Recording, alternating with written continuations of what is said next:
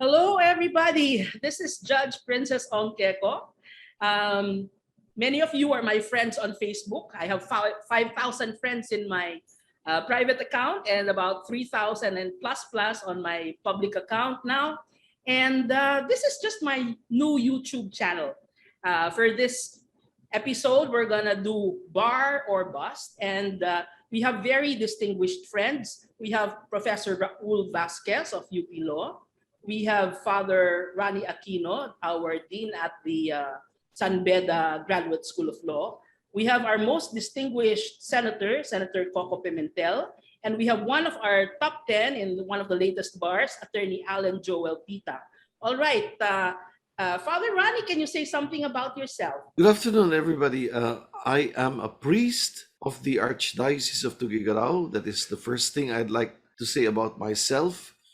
And my exposure to law came very early in life. My parents were lawyers. My father was a justice of the Court of Appeals. My mother was a law dean. So very early in my life, I started being very interested in the law. When I became a priest, I still wanted not to be a lawyer really, but I wanted to study the law. My real interest in the law has always been in the law as an academic discipline. You know, Father Rannie was our professor at the Judicial Academy. The first time I heard him speak, I fell in love with his braids. He's summa cum laude from UST. Okay, let's hear from Professor Raul. Thank you, Judge Princess. I'm Attorney Raul Vasquez. Presently, I'm actively in law practice since graduation. I am now the managing partner of my law firm, Vasquez Bretanya and Sibal Pulido Law Office. Thank you. Attorney Raul is a good friend since my UP Law days. And his wife, Judge Raki, is part of our PJA family. She's part of the PJA family officers. So let's hear from Attorney Alan Joel Pita. Say something about yourself, Iho. Good afternoon, Judge. My name is Alan Joel Pita. I finished my law degree at the University of San Carlos in Cebu City. I took up the 2018 bar exams and fortunately, with God's grace, I ranked number 10 in the bar exams. And currently, I'm a partner in a law office here based in Cebu City. I'm also a current director of the Integrated Bar of the Philippines in Cebu. And we are currently having a project to help bar examinees because for this year's bar exam, it will be for the first time that a bar exam will be conducted here in Cebu. Thank you. I really appreciate your joining us, Attorney Allen. You know, Attorney Allen is one of the talents that I was able to scout for. Usually when I ask my friends, I want a top 10 guy to join us in our episode on bar. And nobody wanted. Usually those who top the bar, they don't like to speak, but Attorney Allen is both good in the written as well as in the oral presentations. Okay, let's hear from Senator Koko Pimentel. Thank you, Judge. A good day to all. I am currently a senator here in the Republic of the Philippines, but I'm also a lawyer, and with God's grace and with the preparation, I placed number 1 in the 1990 bar exam. Thank you, Senator. You know, actually, Senator Koko Pimentel is my god brother. His dad, Senator Nene, was one of my 8 ninongs and 8 ninangs when I got married on 8/8/88 at 8 p.m. All right, so I'm very lucky to have this wonderful panel. So let's start now. Attorney Allen, you are the youngest one among us. You have participated in the latest bar exams. How did you prepare for the bar exams? I think the preparation will not begin during the bar review, but it's the first day of law school. So when I entered law school, even in the first day, I read seriously the books. I studied the lessons. I took it very seriously, and I think that is my the preparation that I did. All right. So let's ask the number 1, Senator Koko. You were number 1 in the bar exams when you took it. How did you prepare for the bar? It was a planned preparation, Judge. No? So I really had a schedule to make the best of the time. I would like to also give importance to what Attorney Allen said, that the actual preparation for the bar exam was really occurring during law school days. When I look back at my college days, I think that was the best lesson that I can relay now to the younger generation is when you take an exam or even a quiz, learn from your mistakes. Thank you, Senator Koko. So as an examiner, Professor Raul, what kind of bar exam answers did you appreciate the most? Short ones, direct to the point, clear. The English must be good, and the keywords should be there. All right, thank you. Now let's go to Father Rannie. You know, Father Rannie is one of the most intelligent friends that I've ever had in my whole life.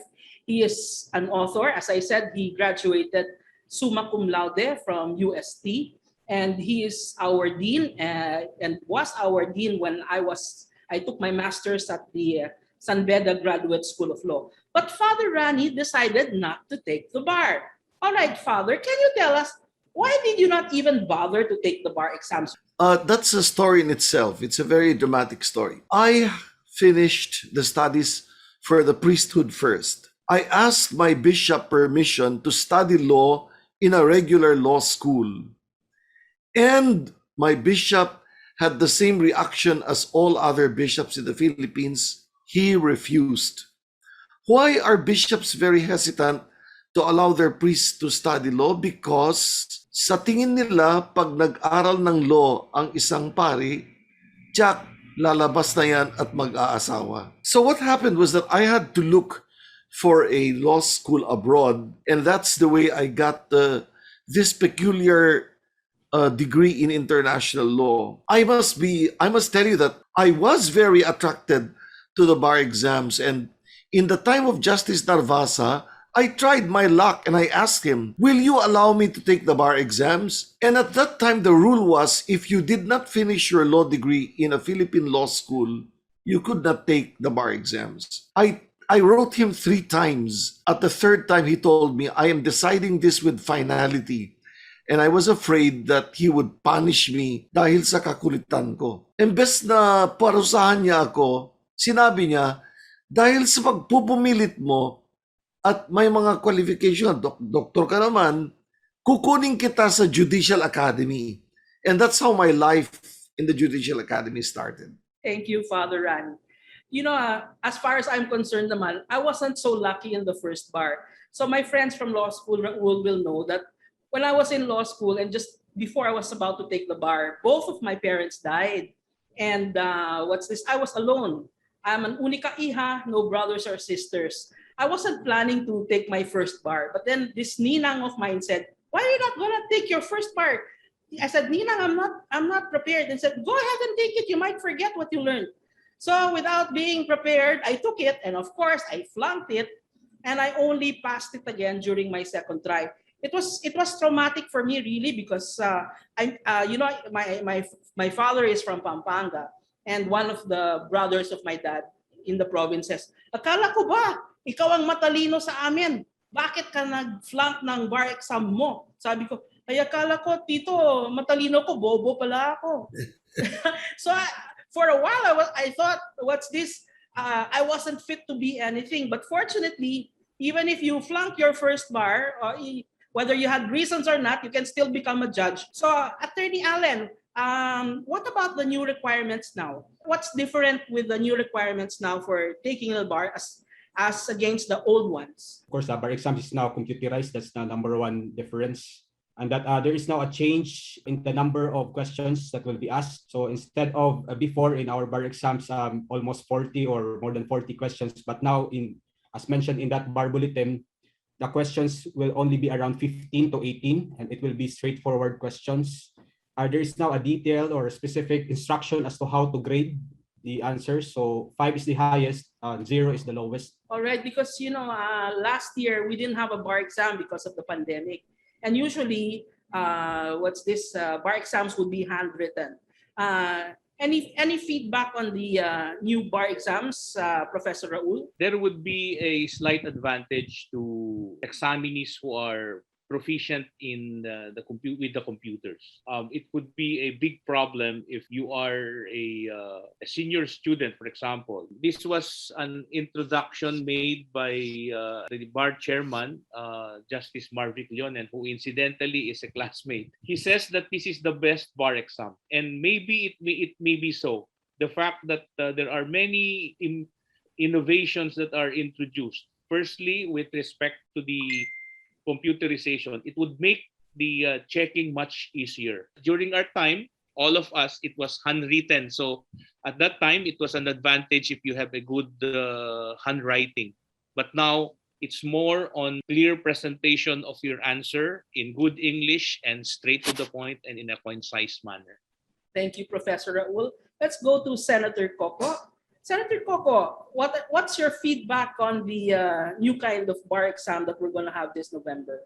No, I wish it's back to essay type questions. I think that's the best mode of testing candidates for the legal profession, because you're after, number one, knowledge of the basic principles of law. Number two, the ability to express oneself defending a side on the basis of these basic principles of law. And then the third factor there, just to separate the top-notchers from the mere passers, would be knowledge about some obscure part of the law. From the 18 to 20 questions that would be asked, maybe 2 to 3 would be these difficult questions, just to separate the top-notchers from the passers. So, okay, what about you, Father Rannie?